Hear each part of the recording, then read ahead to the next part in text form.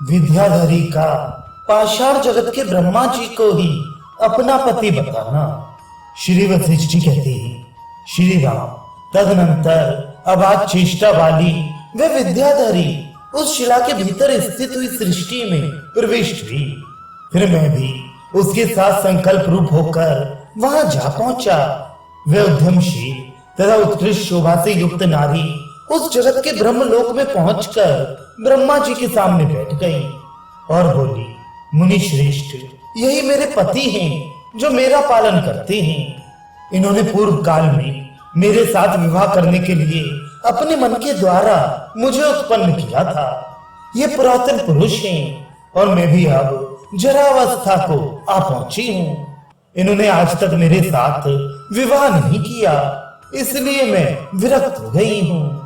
इनको भी वैराग्य हो गया है। ये उस परम पद को प्राप्त करना चाहते हैं जहाँ ना कोई दृष्टा है, न दृश्य है और न शून्य ही है। इसलिए मुनीश्वर, आप मुझको और इनको भी तत्व ज्ञान का उपदेश देकर उस परब्रह्म परमात्मा के पथ में लगा दीजिए, जो वैज्ञानिक प्रलय तक रहने वाली सारी सृष्टियों के मूल कारण हैं। मुझसे ऐसा कहकर वे उन ब्रह्मा जी को जगाने के लिए इस प्रकार बोली, नाथ, ये मुनिनाथ वशिष्ठ जी आज इस घर में पधारे हैं। ये मुनि दूसरे ब्रह्मांड रूपी घर में रहने वाले ब्रह्मा जी के पुत्र हैं। प्रभु, गृहस्थ के घर पर आए हुए अतिथि की योग्य पूजा द्वारा आप इन ग्राहक महर्षि का पूजन कीजिए। समाधि से उठिए और अर्घ्य पाद्य देकर इन मुनीश्वर की पूजा कीजिए, क्योंकि आप जैसे महात्माओं को महापुरुषों की पूजा से प्राप्त होने वाला महान फल ही रुचता है।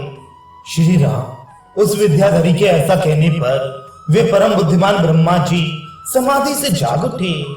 नीति के ज्ञाता उन विद्वान ब्रह्मा ने धीरे से अपनी आंखें खोली। मानो शिशिर ऋतु की समाप्ति होने पर वसंत ऋतु ने पृथ्वी पर उत्पन्न हुए दो फूलों को विकसित कर दिया हो। उनके वे विभिन्न अंग धीरे धीरे अपनी सजगता ज्ञान युक्त चेष्टा प्रकट करने लगे। मानो वसंत ऋतु के नूतन पल्लव नूतन रस की अभिव्यक्ति कर रहे हों। तदनंतर देवताओं, सिद्धों और अप्सराओं के समुदाय चारों ओर से वहां उसी तरह आ पहुंचे जैसे प्रातः काल विकसित कमलों से सुशोभित सरोवर में झुंड के झुंड हंस आ गए हों। ब्रह्मा जी ने सामने खड़े हुए मुझको और उस विलासशालिनी विद्याधरी को देखा। देखकर वे प्रणव पूर्वक स्वर सहित उच्चारित होने वाली सुंदर वेदवाणी के समान मधुर वचन बोले। उस दूसरे संसार के ब्रह्मा जी ने कहा, मुनि, आपने हाथ पर रखे हुए आंवले के समान इस असार संसार के सार तत्व को देख और जान लिया है। आप ज्ञान रूपी अमृत की वर्षा करने वाले महामेघ हैं। आपका स्वागत है। महर्षि, इस समय आप इस अत्यंत दूरवर्ती मार्ग पर आ पहुंचे हैं। बहुत दूर का रास्ता तय करने के कारण आप बहुत थक गए होंगे। यह आसन है, इस पर बैठिए। उनके ऐसा कहने पर मैं बोला, भगवान, मैं आपको प्रणाम करता हूँ। ऐसा कहता हुआ मैं उनकी दृष्टि के संकेत से दिखाई गए एक मणिमय पीठ पर बैठ गया। फिर तो देवता, ऋषि, गंधर्व, मुनि और विद्याधरों द्वारा मेरी स्तुति की जाने लगी। इसके बाद पूजा, नमस्कार तथा अन्य समुचित नीति युक्त व्यवहार संपादित हुए। 2 घड़ी में जब संपूर्ण भूतगणों द्वारा किया गया प्रणाम समारोह शांत हुआ, तब उन ब्रह्मा जी से मैंने कहा, भूत, वर्तमान और भविष्य के स्वामी ब्रह्मदेव, ये क्या बात है कि ये नारी मेरे पास गई और कहने लगी कि आप अपने ज्ञानोपदेश से प्रयत्न पूर्वक हमें बोध की प्राप्ति कराइए। देव, आप तो संपूर्ण भूतों के स्वामी तथा समस्त ज्ञानों में पारंगत हैं।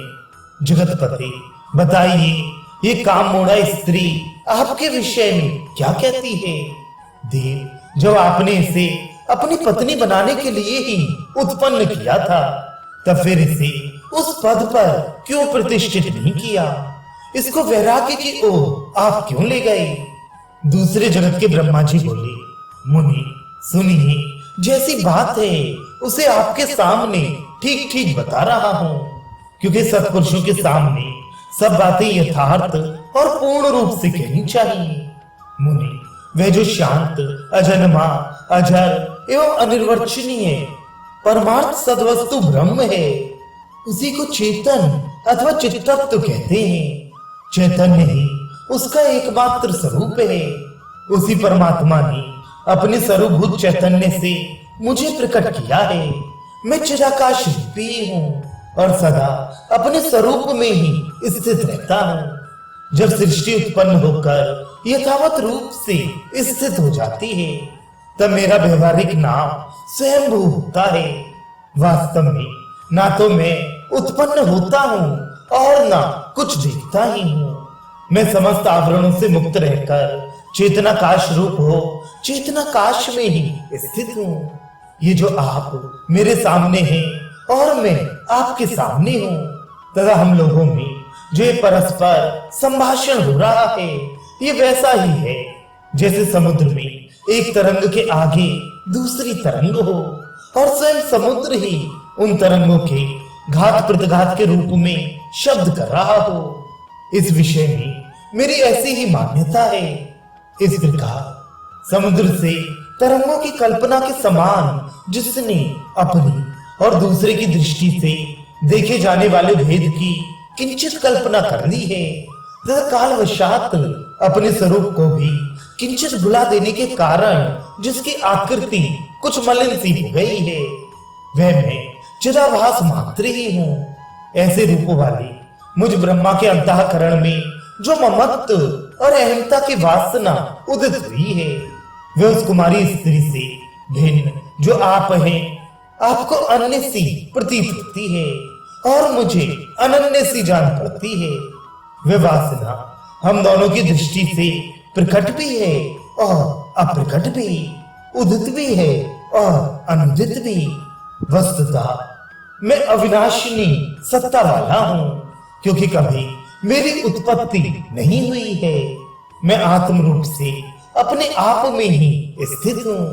स्वभाव से ही मैं अच्युत, अपने आत्मा में रमण करने वाला तथा स्वयं ही सब कुछ करने में समर्थ हूँ। ये कुमारी स्त्री के रूप में जो सामने खड़ी है, वासना की अधिष्ठात्री देवी ही है। ये ना तो मेरी गृहिणी है और ना गृहिणी बनाने के निमित्त मैंने इसका सत्कार ही किया है। अपनी वासना के आवेशवश इसके मन में यह भाव उत्पन्न हो गया कि मैं ब्रह्मा जी की पत्नी हूँ। इस भावना को लेकर ये स्वयं ही अत्यंत दुख उठा रही है और वह भी व्यर्थ। यही सारे जगत के भीतर वासना बनकर बैठी हुई है।